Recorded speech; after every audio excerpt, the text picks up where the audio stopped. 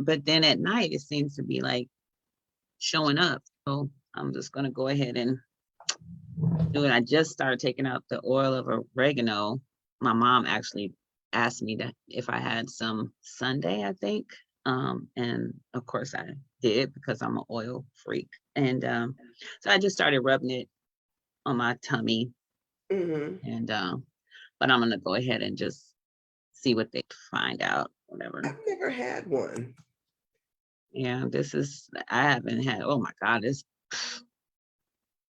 oh my goodness. I feel like a teenager. Okay. Like in my 19s or 20s. Uh-huh. But it's just this weird feeling. So anyway, and it's like during the day I'm fine, but at last night it happened again, and I was just like, I better go and just find out. Because what I do know is that those things can knock your whole system off whack. Good morning, Ruth. Good morning. Yeah, my sister's a nurse, and that's what she was like. She was like, you need to go take care of this because you can mess with your brain, blah, blah, blah. And I'm like, what? Yeah, it can.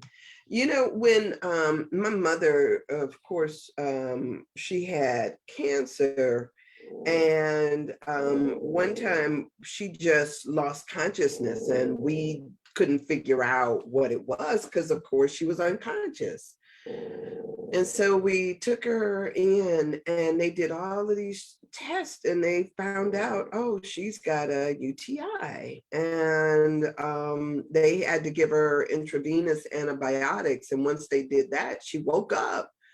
And it was like, whoa, we thought that was like the end. That was like what was going to take her out was a UTI. But when you have other stuff, it compounds it. That's why I'm like, stuff that takes your, causes imbalance in different areas. And I meant to look that up too. I will when I get off of here to find out if it, metaphysically what that is. And if it has it in You Can Heal Your Life.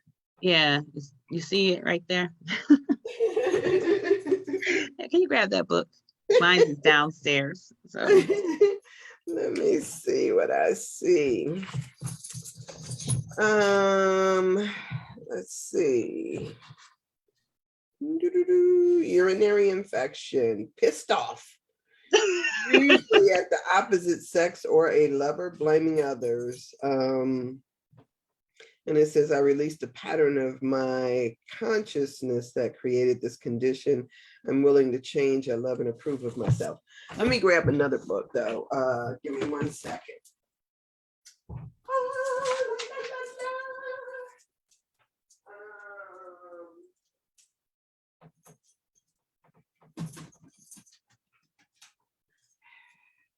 These people got me. You know how sometimes advertising gets you, you get caught up, and so I got this Lost Herbal Remedies book. I was on there on the internet one time, and it was like, it was advertising this. Oh, they got a lot of references to UTIs. 68, 73, 78. And so it's been helpful though. Okay, so that's first talking about dandelions. I think that is what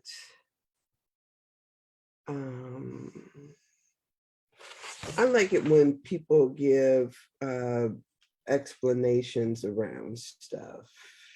me too. That's why I was gonna go grab my book, but I'm like, I'm not pissed. Oh, I don't think I'm pissed off, but let me not discount it. Okay, so this is about Echinacea. Echinacea is an ideal choice for urinary tract. Standard UTIs are often combined with golden seed root.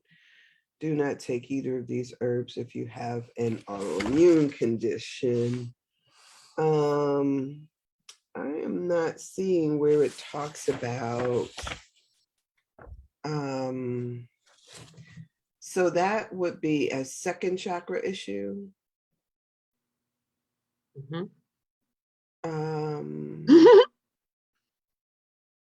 You laugh.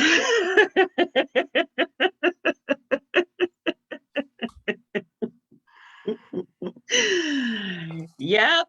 Yeah, I'm gonna set that to the side. I need to put on some orange. It's orange. Yeah, well, yeah. So I'll set that to the side for right now because Thank yeah, you. it Mhm. is it's one of those things, don't sleep on it kind of thing, you know. Absolutely not. Mm-mm. Yeah, yeah. Um it seems like I should know something deeper about that. Like if I was to make up a story or something, that is one of the ways in which we get toxins out of our bodies, is coming through in that particular area. And apparently something, um, I know that you ain't been doing no freaky anal stuff, so No, ma'am. you've been wiping in the right way. I don't exactly know how you get those like those things. I admit that I don't have one of those. I haven't, knock on wood, I haven't had one. But yeah, I got nothing. But who knows? Who knows? Something may come up. Something organic may bubble up to the surface. So just pray on Yeah. it. Staying open for divine guidance, because Mm. beyond what we see, beyond the manifestation, we know something deeper is trying to communicate and trying to say Yep. something about this imbalance. So just being open and aware and being thankful that the messages are coming. Um, And yeah, I'm listening. yeah, just in a space of gratitude. That's a sweater that you have on, huh? Yes. That, I like that white. I was thinking to myself, is that a shirt or a sweater? It's That's a sweater. Mhm. nice, nice, nice. So greetings, everybody. Good morning. Greetings. I get so excited about this because it's almost like I feel like all the time from the information that we share and that we talk about here, it's like these pops of insight that go on. And so when we come in here, we have these conversations, and then we go and we go throughout the rest of the day, is being aware that because we're stirring up stuff in our unconscious or in our intuitive ability, being aware of that means that we open ourselves for even more information and even more sharing. And sometimes I will tell you, is I have a dog. Don't get me wrong, I love my dog, right? I love my dog. Everybody knows I love my dog. But there is this part of me that knows that she's needy at times. And so she's always like, on her, she does this thing where she stands on her two hind legs and she looks at me like, pick me up, or I need this, or I need that. And I'm like, back, like, can't you see I'm busy, right? And it's not that I don't love her. It's that if once you start giving into that, it's like every time you sit down, that's not your lap, it's my lap. And it's like I didn't even have a lap before you came here. It's just me sitting. And so she wants to sit in my lap. And so what happens, I think, is that when we stir this stuff up, all of a sudden we see stuff that's scratching to get at our attention and I our, know. Hmm. and so sometimes it's like we're like back, you know. Um like I know that there are certain things that I should pay attention or that I should do, but it's like, get back, I'm busy.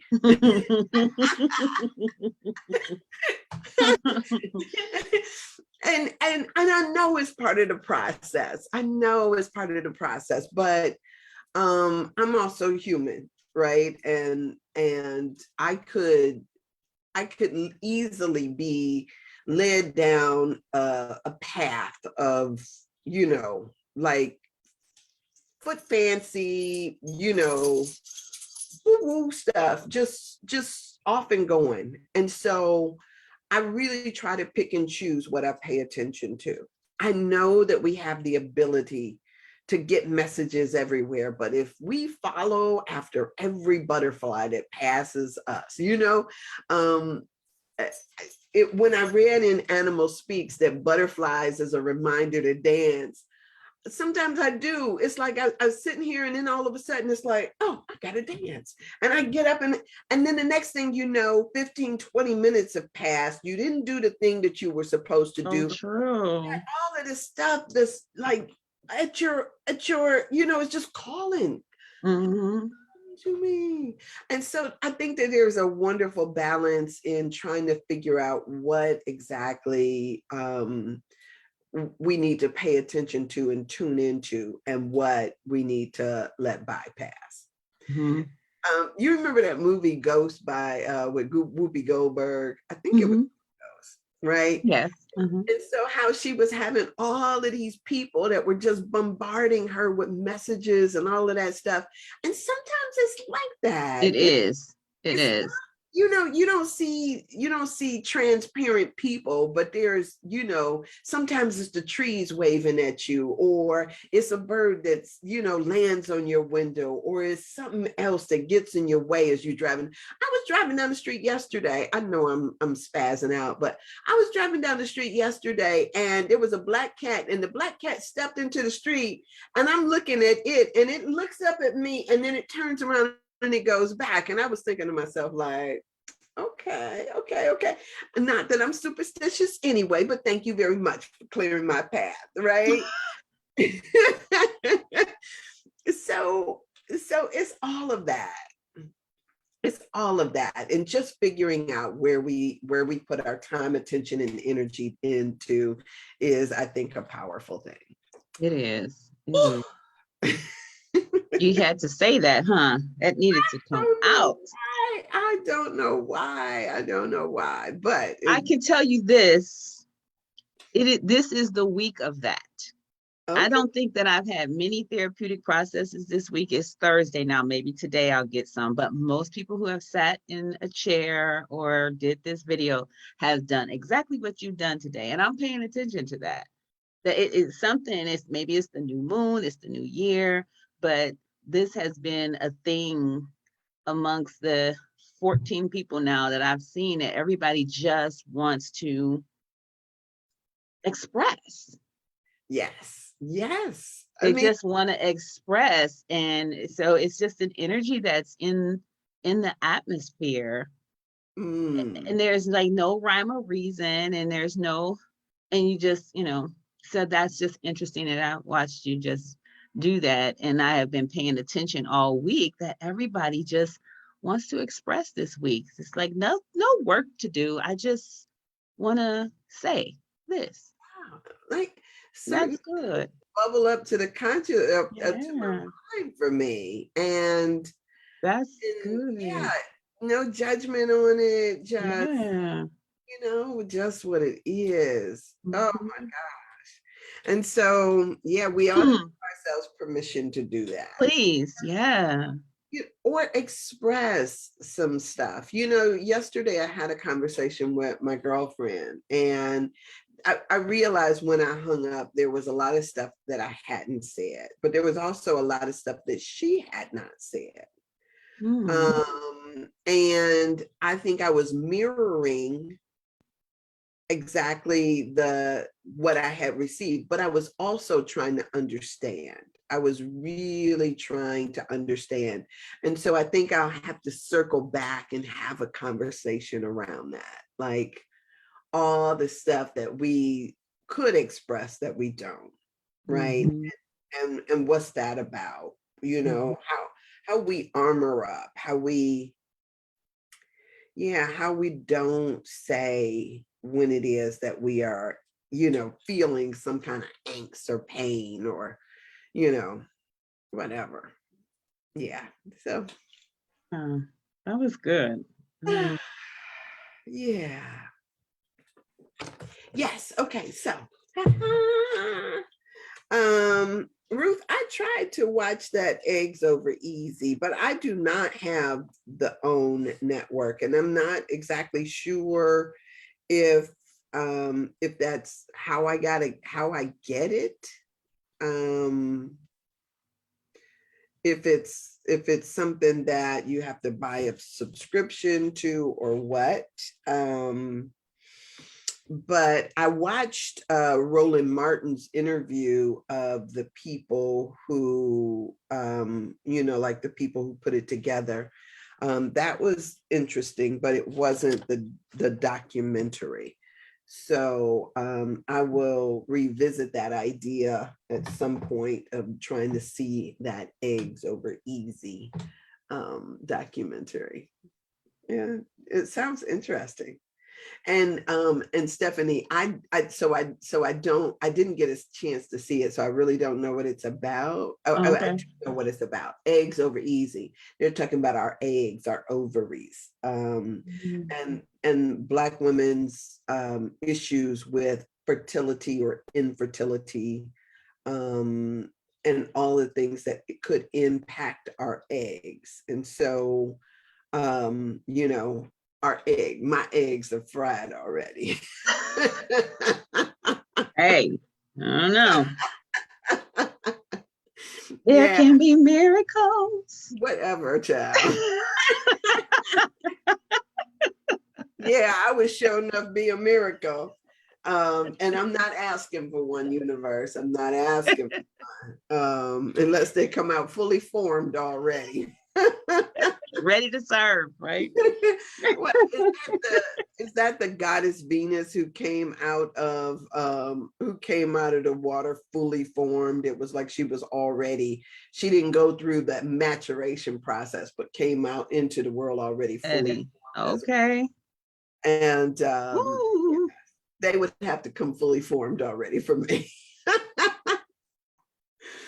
So I love it. and it's this this constant thing of I try to be precise with my language and with my ideas, and in considering some of the different things, the nuances in language that come up, and recognize that even in our language there is a symbolism also. It's what it is. That's what the language is. Yes, it stands for something. But sometimes we just take things on a surface level without really diving deep into it. So that's one of the reasons why I love spoken word poetry, is because it challenges us to not just, if somebody talks about water or if you dream about water, not just to look at water as something you drink, but something that represents the unconscious that you can dive into. It is penetrable. And there is a surface as well, as an underneath. So for me, I try to, as I think about words and wording, I try to incorporate that kind of, that allness into how I meet a particular subject or something.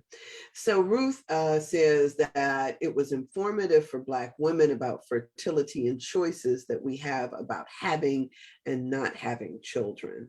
So, again, I might say that I made the choice. I will tell people that I did make the choice back when I was a girl, that I wasn't having any kids.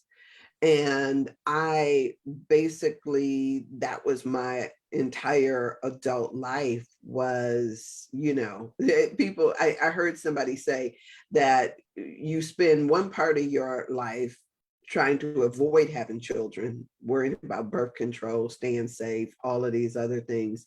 And then the second half of your life trying to conceive, and people were having problems, and is two sides of the same coin, so to speak.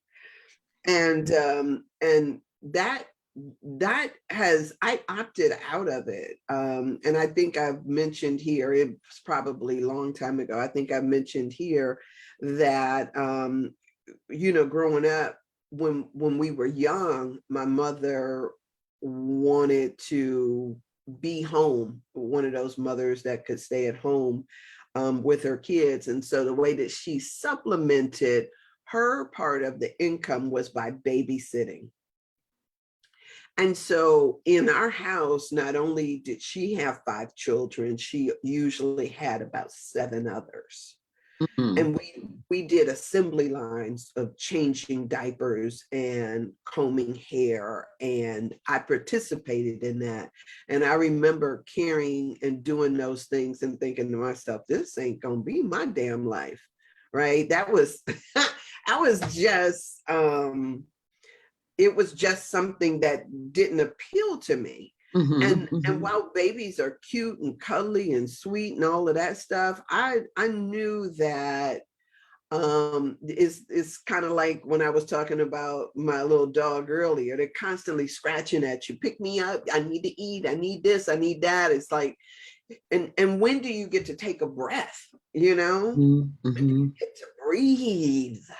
Mhm. So I was like, I wasn't choosing that for me. And Mhm. I recognized that I had a choice, which is not something that women used to have.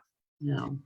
And it's also interesting that when I read the book by Melinda Gates, Melinda Gates was talking about this idea that the quality of a woman's life is dependent upon her reproductive rights, when she can say yes and when she can say no.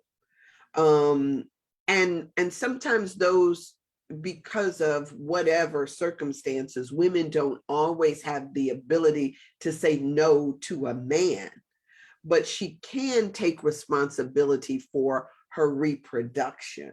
Mhm. And while I know that there was a lot of pushback from people, by Melinda Gates being going into different areas where they thought that she had no business, whether it was in Africa or India or different places, and trying to, provide clinics and supplement things like birth control for people. They thought she was being invasive, but she was saying that if we can't control our ovaries, if we can't control whether or not we are constantly popping out babies, then we will never be able to control our life. And she said it should just be a basic human right for women.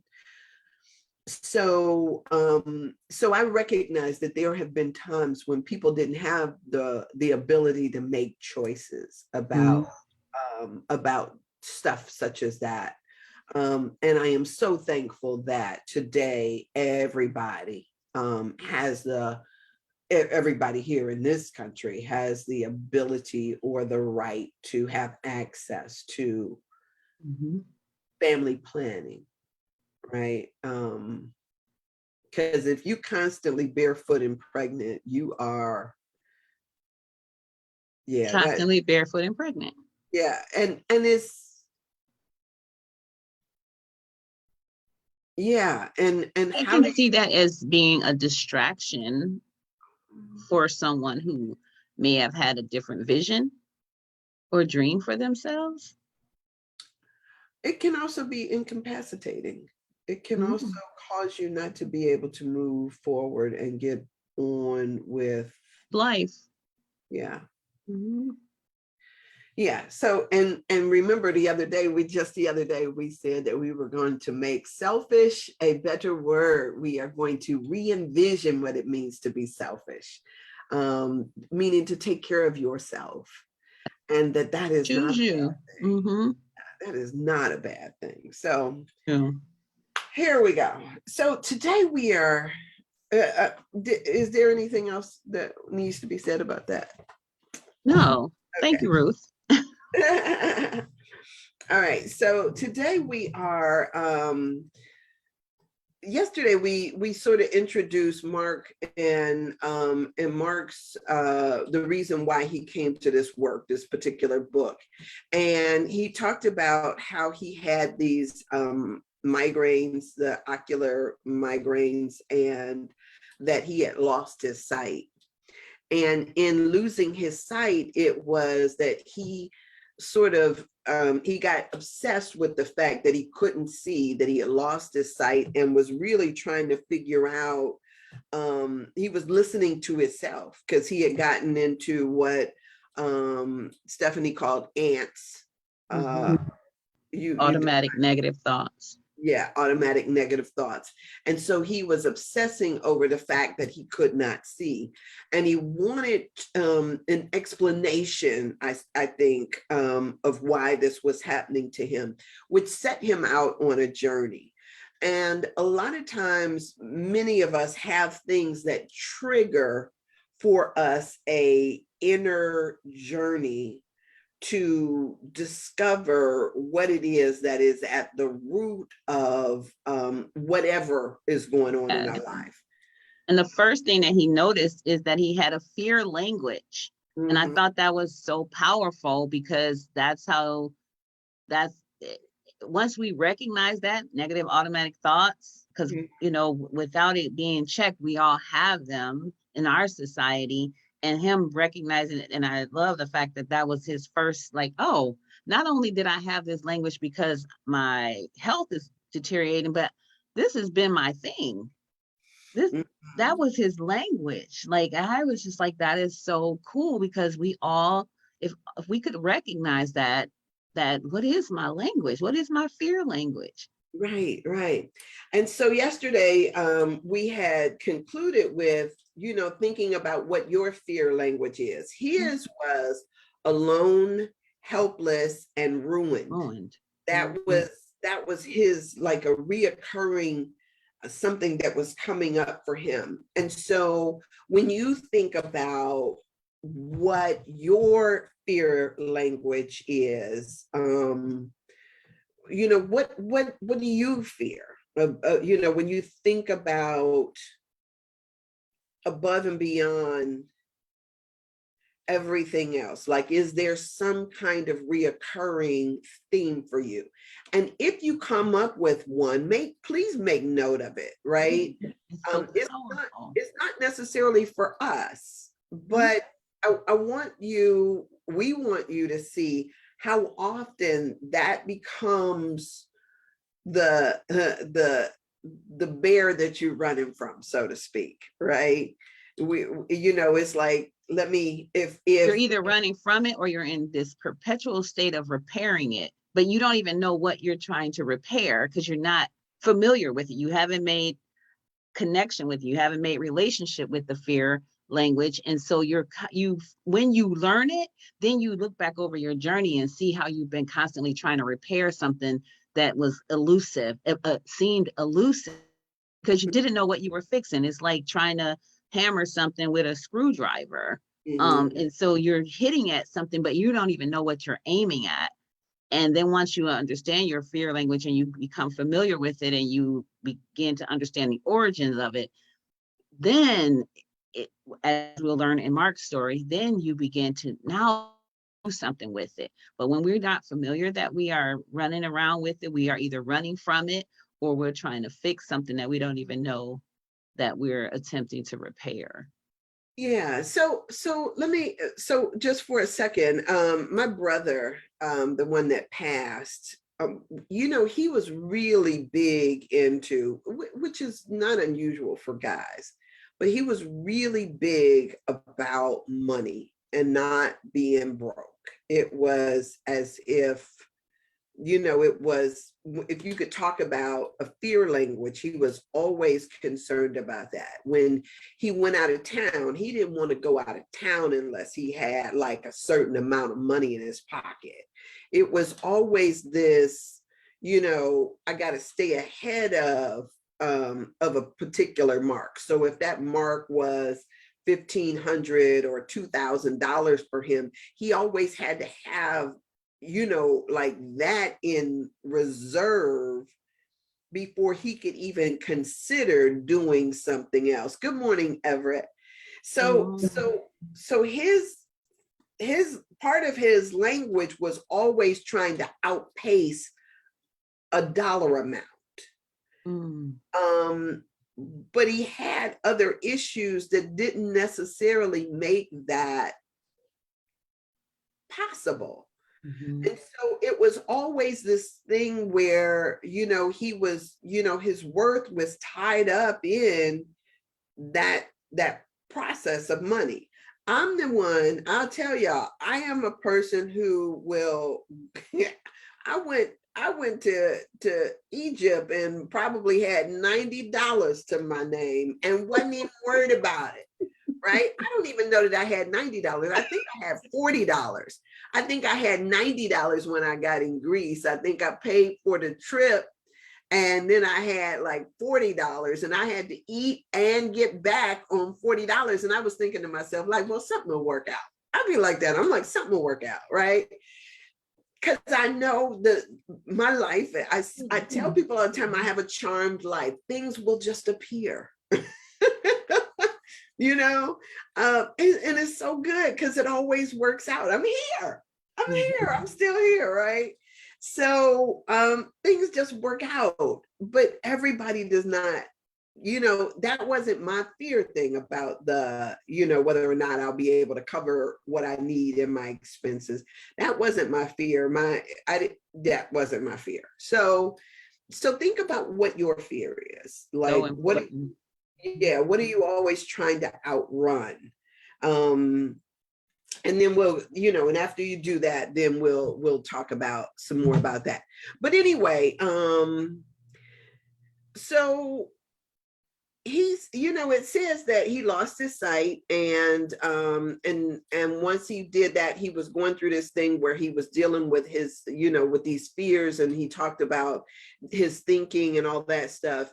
And he says, all I could do was leave. So he said he left his relationship, his family, his business, his city, everything he knew. Because that's that running from the bear. Yeah, he was searching for, for something. Hey, Erica, good morning. He says, good morning. Give me some of that charmed life. You know what? You just got to live it. It unfolds before you, right?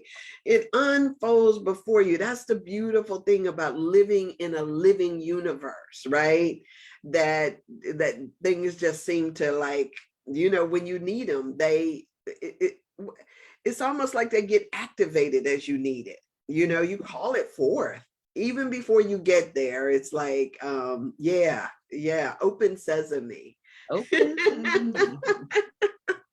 Yeah, it's just in the doing that it becomes. So he said he wanted answers that couldn't be found in the world he was a part of at the time. He says a world where many people seem to be confused and unhappy. And so he says he only had questions and little desire to carry on life as he knew it. And so this was a part of what we could call the quest, the hero's journey. Right? Mm-hmm.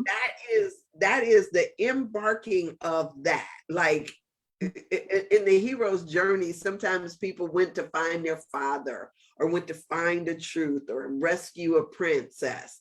He was going to figure out that part of him, like, I'm blind now. Why? I need to know what's going on. I need to figure this out. I talk about often when I got that breast abscess, and that's a really great example. Yeah, I had that breast abscess, and it's one thing to go into a doctor and let them, just, kind of drain it and give you some antibiotics. But I really wanted to know why I'm having this breast abscess, because I needed it to be healed so that I could move on beyond that. And it kept reoccurring. It would come and they were, they were draining liquid and fluid out of it and all of that stuff. And I was like, wait one doggone minute. And the guy was talking about, the doctor was like, well, we gonna do surgery. No, we ain't. Right? I was like, no, we ain't. I was like, what the heck? Because the surgery for me didn't guarantee that I wouldn't have another reoccurrence. Yeah. Mm-hmm. So I went and I was looking for a healing. And this is what Mark was looking for. He says, I wanted to be healed, and he had no idea what that would look like. But he set out anyway. So he talked about how he read books and studied with teachers who wrote them. He did all kind of stuff. Whether you're going to an ashram, I'm kind of like, I'm trying not to read this whole thing. Because you don't. Go. This journey. Just say it. Just describe. Yeah. So he went to all of these different. We've done it. Like, everywhere, every book, every. Yes. And one of the things that we do is sometimes, and I love reading books, don't get me wrong. Yeah, me too. But I do believe that sometimes what we do is we give other people the authority that we already have ourselves. Yes. I've been challenged by a friend this week to not read another book. Of course, there's books I read anyway, but to not read another book and just simply move in the information that I know already. And I was like, I'm taking you up on that challenge because it's good stuff. And as you read this book, that's why I'm like, you don't have to reach, what this story is. Like, just tell it, because it's the story. It's the journey. And if you see it so many times, it's like, well, let me see where I'm at on this journey. Mm-hmm, mm-hmm. But so what I find is, because I just bought another book this morning, right? I got books, right? I love books and I love to read, but what I find is that what they do is they affirm things that I already know. Mm-hmm. So sometimes I pick up a book and the author will say right at the beginning, like, you don't need another book. It's not the book. When people used to ask me where did I get some information? I'm like, I get that in the meditation, or I get that from paying attention. It's not that it was, something that, I read and it was like, oh, all of a sudden the clouds parted. It wasn't something, but what I do know, here's what I do know, is until we have the vocabulary for something, we can see stuff and not know what it is. It reminded me of a story that I heard that there were like, say for instance, people living in on an island someplace. They would see stuff on the horizon, like all of a sudden you see the horizon is there, and they would see stuff appear on the horizon, but they didn't have a word for it. They didn't have a awareness of what that might be, and it was too far away for them to see it or to make it out. All they knew was that there was something there. There was something that was different there.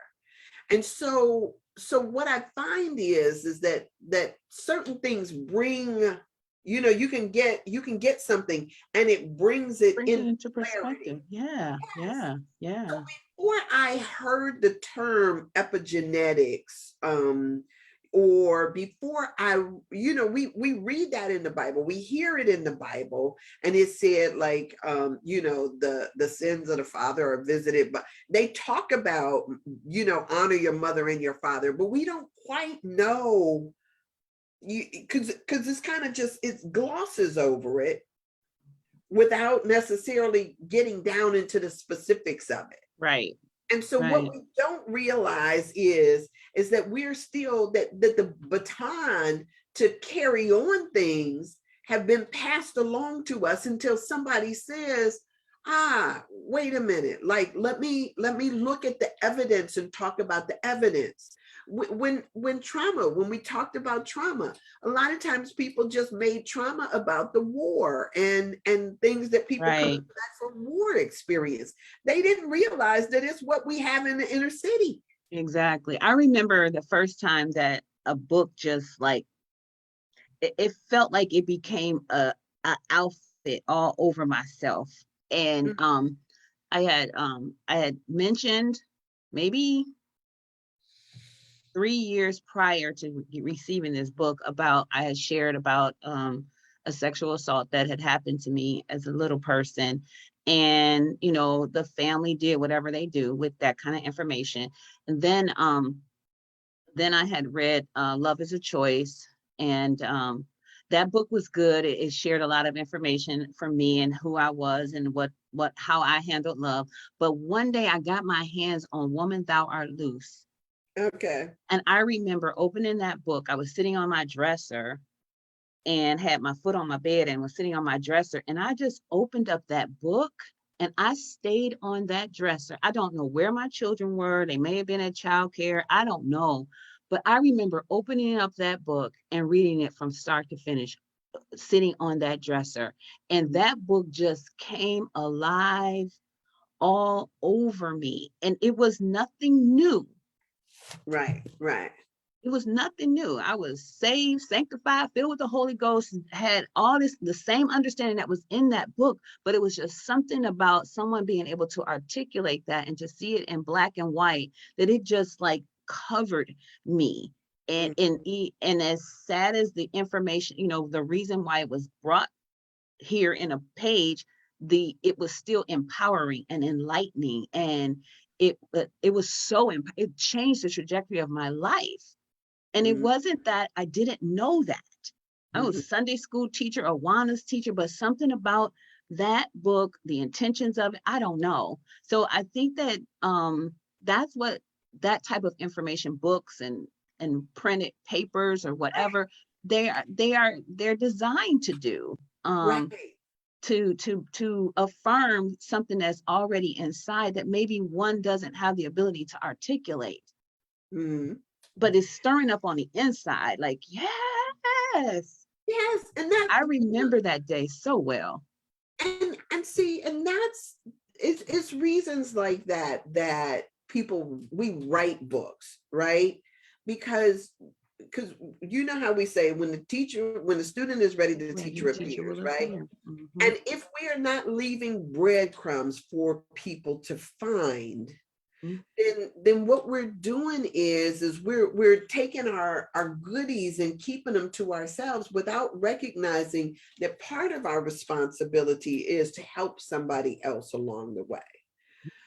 And so I pick up books, and like I said, this morning I just bought another book, and it is because I have a thirst for, there was something that opened up for me in another book that I was reading, and it opened up something for me. And then when, you know, I'm in yoga class and somebody mentioned something that I had just said, oh, I want to know more about that. Then somebody mentions a book in yoga class, and I'm thinking like, oh, okay, and where is that book? Who is the author? Okay, I need to talk to her. I need to read her book and talk to her, so that fills in another thing for me. So it is a puzzle that we put together through reading a book. Yeah, I could sit in meditation and probably find that out, but if somebody already did that part of the work, why not? Yeah.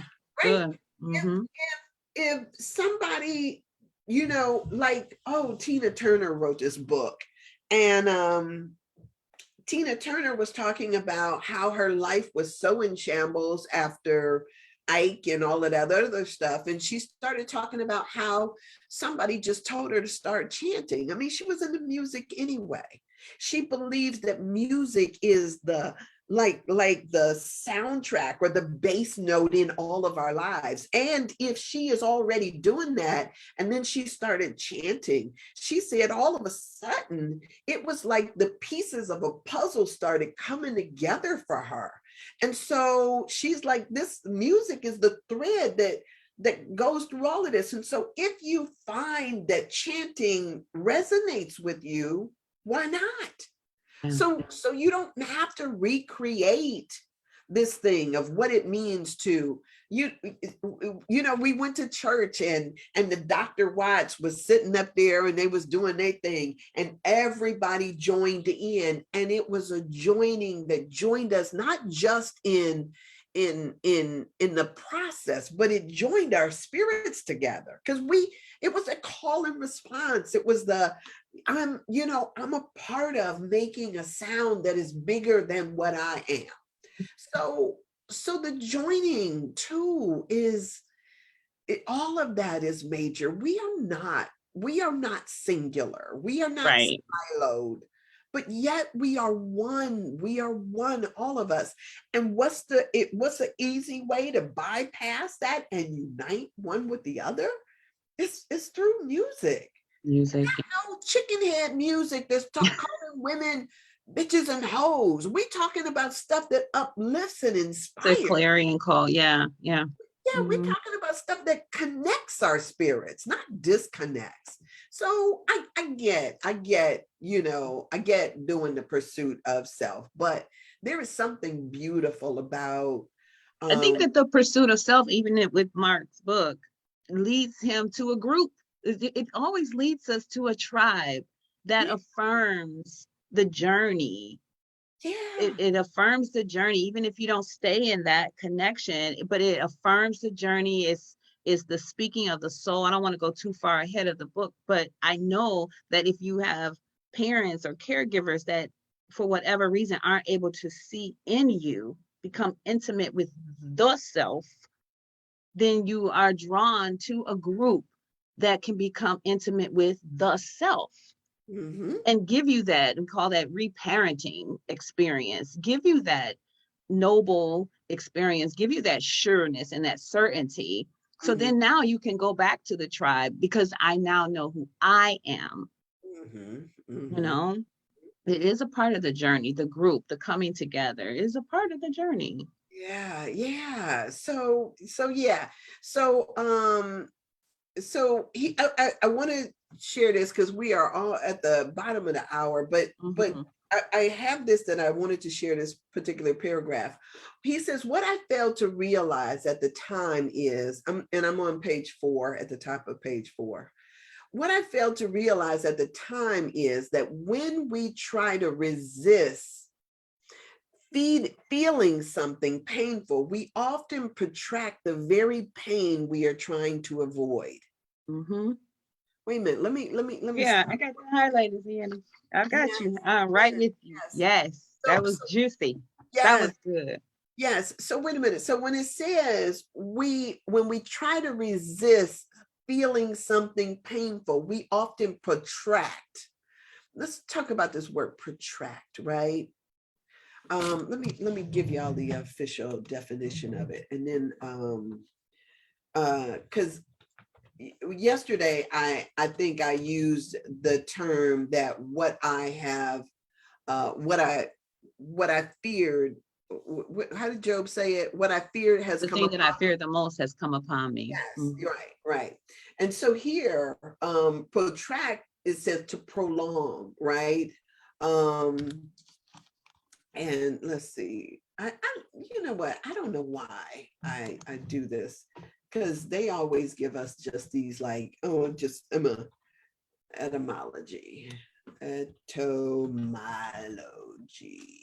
of protract. Oh, I spelled that all wrong. But let's see what they do with this. Okay, um, so let's see. It's a 16th century word, in a sense to waste time, to prolong. That's not necessarily so. protract, third person, protracts, past tense, protracted, blah, blah, blah. You know what? These books are not, I want to pull out my old dictionary of stuff, right? That gives My you folder. the origin of stuff, that actually does it without this damn Google thinking it needs to tell me what they think I need to know, right? um, to draw forth or to prolong, right? And so to sometimes what we do is we breathe life into our own fears, which expands them, right? It causes it, rather than causing it to regress, it actually causes it to expand out. Yeah, that's what I was attempting to articulate when you said running. And then I said some people stay in it and try to beat it back and try to face it, but they're not facing it with a sense of or a sense of healing. They're just like, it just almost like stirring the pot. You just keep it coming, keep it coming, keep it coming, but we are so unconscious though. I don't Yeah, know that we're always aware. right. But you know what, when you said that, what it brought up for me was when we learned how to fight a long time ago, we didn't necessarily even know that we got a target. We close our eyes, we put our head down, and we just start swinging, right? So you don't know if you actually swinging at or hitting what it is that you're Yeah, not looking. that's You know, good. you're just, I mean, that's what we do. It's like our instinct, no, I gotta fight, but Yes, what what am I what am I fighting it for? What am I fighting at? What is yes, the challenge here? yeah, yeah. We're not aiming. We're not. it's just we just swinging and Yes. exerting a whole lot of energy. So sometimes Yes. people can just stand back and like let us do what we gonna do, and then they just come in for the kill. We ain't no rhyme or reason to what we swinging at. We just swinging. Yes. That's Yes. what you just reminded me of describing that. Um, so so so so it goes on to say, doing so is a prescription for continued suffering, Yes. right? Mm-hmm. There's also something about the action of searching that blocks us from what we seek. Mm-hmm. You know how when you lose your car keys around the house, right? Or yesterday I was out and I lost my earring, and I was like, that's a 14-karat gold earring. And I'm thinking to myself, like, somebody done picked it up, blah, blah, blah. And the wonderful thing is that when you stop looking, Stop and is look when you down. find it. But it's that act of us getting all tripped out about it that causes us not to see what we're looking for. What showed up for me is I put down on the sidelines, not my way, but your way, because I started this year saying that my theme is I know that there's a yes, and now I got to stop deciding how that yes is going to be and Mhm, allow it to just come. But when I'm in search of it and striving for it, it eludes me. mhm. But stopping and slowing down, yeah, then it's like, oh, there they are. Was there all along. Good morning, Winnie. So let me Good. tell you this though, because this is I okay, so let me say this, because I just said something earlier about the things that we don't say. So when you gave that the mirror workshop, right? Mm-hmm. Mm-hmm. And you didn't get the tables, and you left the event, and you go down there to the place, and you seemed like you were running and like a hamster on a wheel. You were running, trying to make all of this stuff together come To together. work. Yes. Yes. And I'm sitting there in the thing, and I'm thinking to myself, like, okay, Sandra, you got control issues. Just sit back. Don't. And all I kept thinking to myself is why didn't Stephanie call me? Like Stephanie knows that I have tables and chairs in a storage facility, I in did not a know storage that. thing that we are paying for. And she just couldn't stop and take a breath and say, I'm gonna call Sandra. I was like, I know Spirit told her, call Sandra. No, Spirit did I know the Spirit was telling her, call Sandra. I'm just sitting there looking like, okay, I ain't gonna say a word. I ain't gonna say a word because now it's starting, yeah. coming back. And I was like, I said it just an hour before, if we'd have just known, I said this would have just gone like clockwork. But like I know now. I'll get my own car, come pick them up myself. That was so interesting. But yeah, that was a moment. I That's kept, interesting. Yeah. I Yeah. kept I saying had it. no idea though. And I cannot say that Spirit told me first of all, I did not even expect to not have that. Like that was not even on my radar. And I felt Yeah, like that was a test. Like who gonna show up in yeah. me? Like, okay. So all the way there and all the way back, I'm looking in the mirror at myself. I had the mirror turned towards Instead me. of looking at it and saying, okay, what options do I have here? Girl, but that's one of the things that when I say a charmed life, that's one of the things I'm sitting up there saying, I don't know where my blessing is coming from. I used to sit down next to people and say, oh, I know you got a blessing for me. Like, let me sit here and talk to you until you reveal it to me. Because I know that our blessings come through other people. So It is so true. I'm Mm-hmm. not looking at, why can't I make this happen? It's like, what out there? Let me scan. Let me scan. Let Mm-hmm. me read. Mm-hmm. What, Mm-hmm. who needs to be activated? Mm-hmm. What angel is going to activate what person? And but I didn't know until I walked in the door that you didn't have tables. And then when you out searching and everything, it's like, yes, it's like, okay, let's see what happens here. And but yeah, and as a matter of fact, we were talking about liquidating that stuff in that storage thing. So some of that stuff that's in there, because That's good to know. But yes, yeah. So that yeah, was one of that, yeah, continued suffering. I refused to have that experience though that day. I was like not getting ready to have. I'm like, okay, let's figure this out. And life had already done what it needed to do when I walked in there. So I appreciate you guys for that. I was like, okay, okay.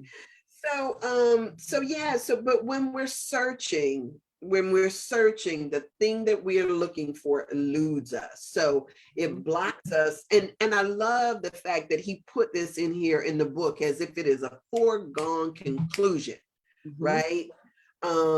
That yeah, you searching and it blocks you from seeing what it is that you're seeking. So just stop and relax in the knowingness that what I Yes. am looking for is already here. The Mm-hmm. time, we've been told over and over again that the moment the problem appears, so too does the solution. Yes, what you're seeking is seeking you. Yes. Remember when I came to Agape and I was just like, oh my goodness, I was looking for this. And you were like, yeah, what you're seeking is seeking you. I'm like, yes, I'm standing in it right now. Like that was the coolest experience ever. That whole day was just phenomenal. Yeah. Yeah. And so sometimes we just gotta stop and just breathe. Just breathe. And just and claim it, claim Mm-hmm. it, claim it, claim it, claim it. Let the weak say I am strong, right? Claim what it is that you desire. So the constant looking outside of ourselves can keep us from knowing when we hit the target. Mm-hmm. Something valuable can be going on inside of us, but if we're not tuning in, we can miss it. And I thought that paragraph was just such a powerful one, right? Because it just brings into focus the ways in which we what we're seeking eludes us, what the answers that we want eludes us. Hey, all right there. It is at the same time, it is given what it is that you are seeking. Just sit in that juiciness. Just Mm-hmm. sink into it and It's just, true. yes, just know it. All Yes. right. So I know it's time for us to get out of here. Yes, this was good. Yay! It was good. It was good. Um, and so, as you go throughout your day to day, ask yourself questions like, what aren't you willing to see? Right? Mm-hmm. And sometimes, what is it that you're blocking yourself from seeing? Because sometimes it is because we want to stay stuck in our unaware. I mean, I'm sorry, but that's what we do.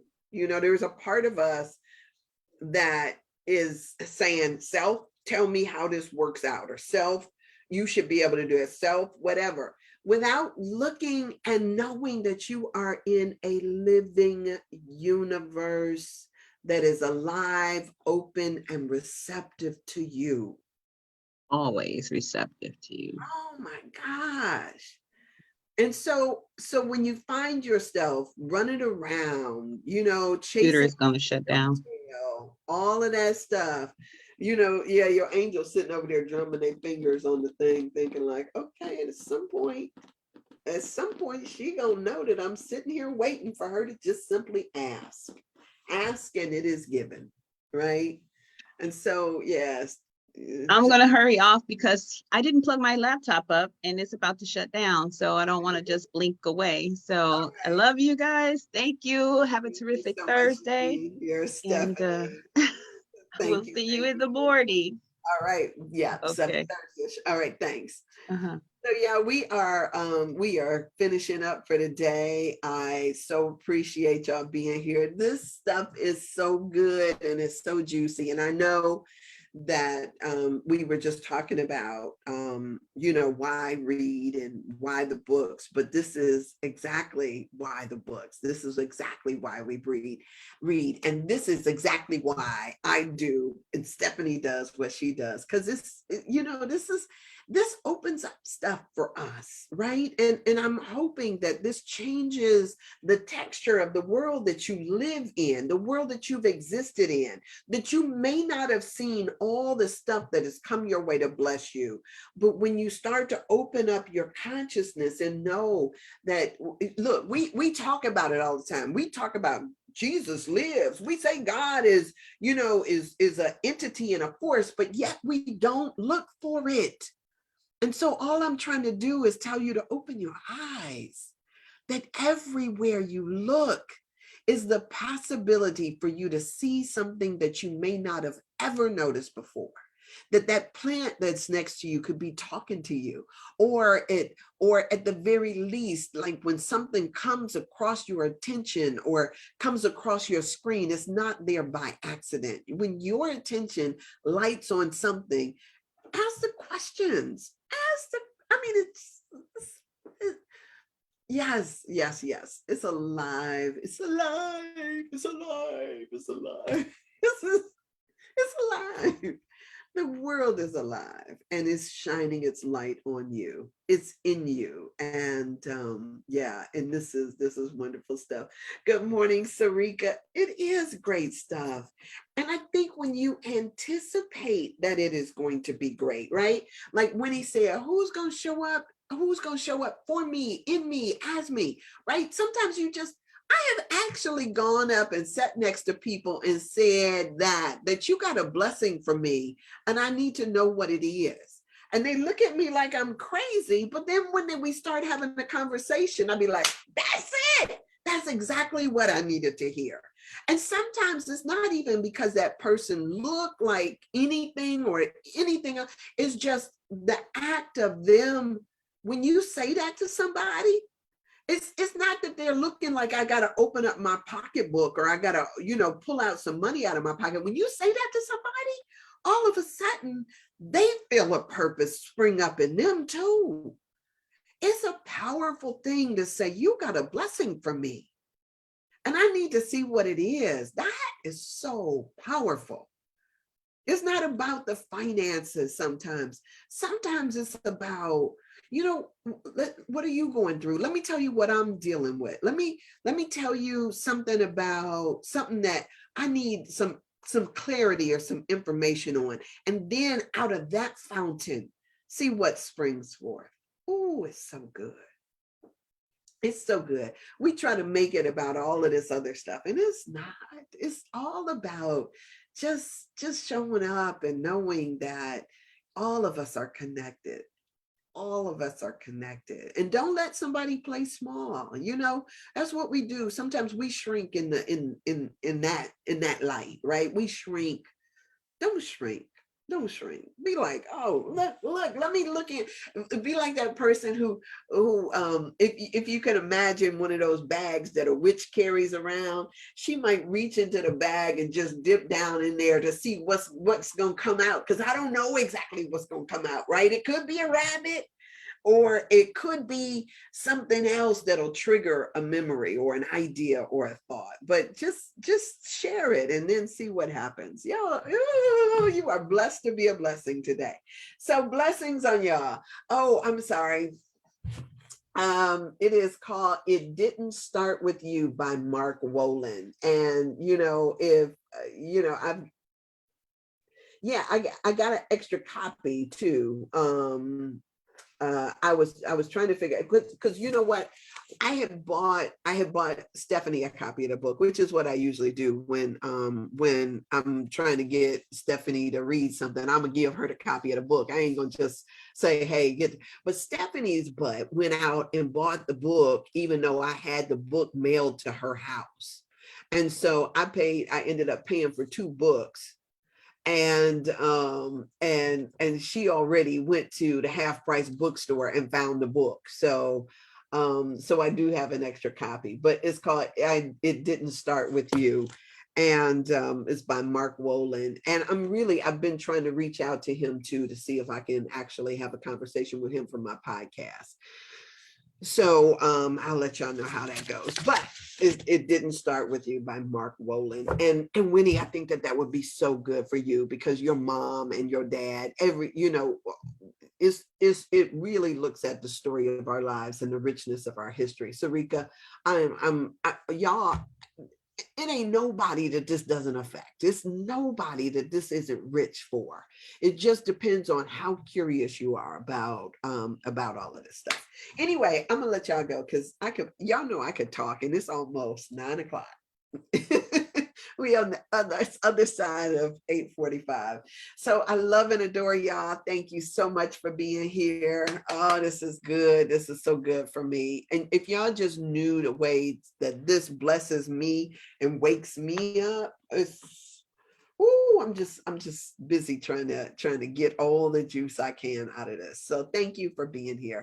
And I'll see you guys tomorrow, God willing, and the creek don't rise. We'll be here 7:30-ish. I'm not sure that I'm doing Saturday, but definitely tomorrow I'll be here. So I will see you then. All right. Love you. Blessings to you, and have an amazing, terrific Thursday. I'll say it that way. An amazing day, though.